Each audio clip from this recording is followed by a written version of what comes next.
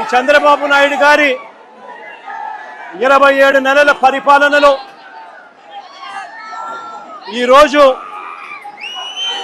అన్ని వర్గాలు కూడా నష్టపోయి ఉన్న పరిస్థితులు కనిపిస్తాయి. ఈరోజు చంద్రబాబు నాయుడు గారి పరిపాలనలో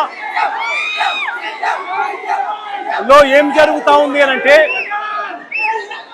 విద్యారంగము, వైద్య రంగము, వ్యవసాయ రంగము, పారిశ్రామిక రంగాలు, మహిళా సాధికారత, సుపరిపాలన అన్నీ కూడా ఈరోజు విధ్వంసమే కనిపిస్తుంది చంద్రబాబు నాయుడు గారి పరిపాలనలో.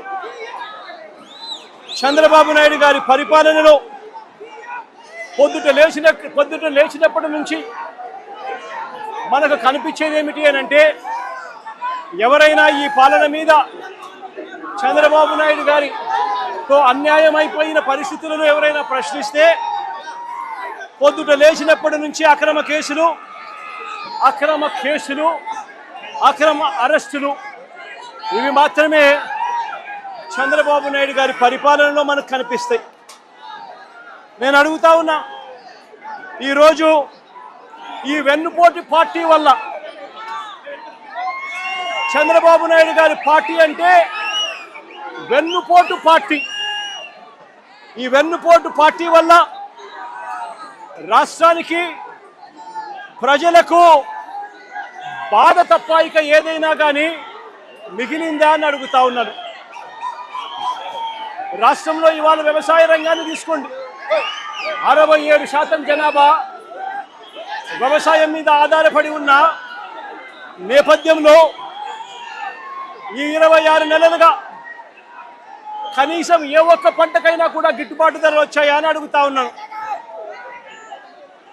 ఈ 27 నెలలుగా, 26 నెలలుగా వరికి కానీ, మొక్కజొన్నకు కానీ, అరటికి కానీ, కొబ్బరికి కానీ, పత్తికి కానీ, మినుములకు కానీ, పెసలకు కానీ, సజ్జలకు కానీ, మిర్చికి కానీ, పొగాకు కానీ, ఉల్లికి కానీ, టమాటో కానీ, కొక్కో కానీ, చీనీ కానీ, చివరికి ఆక్వా రైతులకైనా కూడా ఇవాళ ఇక్కడికి వచ్చి నేను పొగాకు రైతుల ఆక్రందనల మధ్య నిలబడున్నా.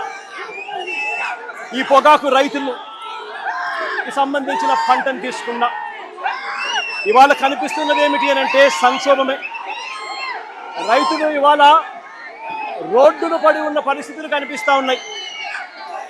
ఈరోజు నా కళ్ళ ఎదుటే గిట్టుబాటు ధర రాక ఇదే జంగారెడ్డిగూడెం మండలం, ఇదే ఏలూరు జిల్లా బుట్టాయిగూడెం మండలం నుంచి వెంకటేశ్వరరావు అన్న తన భార్య ఈరోజు నా పక్కన నిల్చొని ఉంది.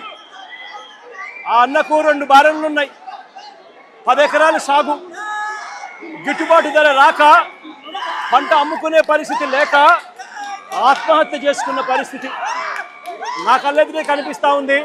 ఈ అమ్మ ఆక్రందన వినేదానికి కనీసం ఒక ఎంపీ, ఒక మంత్రి, కనీసం ఒక ఎమ్మెల్యే కూడా వచ్చి పరామర్శించలేదు. వాళ్ళని రేట్లు అన్యాయంగా పడిపోతా ఉన్నా కూడా కనీసం పరామర్శ కూడా నోచుకోలేదు ఈ తల్లి.